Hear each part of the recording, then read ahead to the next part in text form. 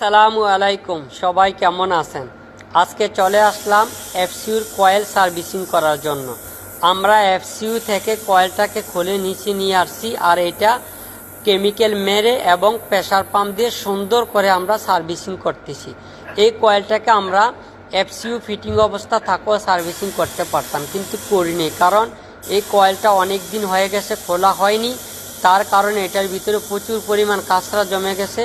এই জন্য আমরা এটাকে খুলে নিচে নিয়ে আসছি এবং এটার ভিতরে কেমিক্যাল মেরে আমরা প্রেসার পাম্প দিয়ে সুন্দর করে সার্ভিসিং করে নিচ্ছি। তা আপনারা জানেন এফসিউর যে কয়েলগুলা, এগুলা কিন্তু এফসিউ হিসাবে ছোট বড় আছে, আর এই এফসিউটা কিন্তু অনেক বড় ছিল। এই জন্য এই কয়েলটা অনেক বড়।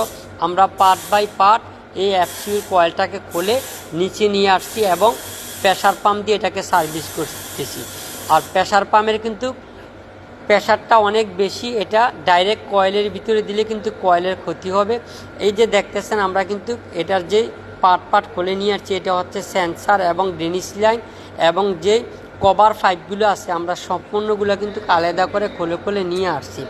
আর এটা আমরা এখন কয়েলটার এক সাইড এবং অপর সাইড দুনো সাইডে কিন্তু সুন্দর করে প্রেসার পাম্প দিয়ে আমরা ক্লিন করে এটাকে সম্পূর্ণ ফিটিং করব। আপনারা দেখতে থাকেন অবশ্যই কিভাবে আমরা সার্ভিস করি।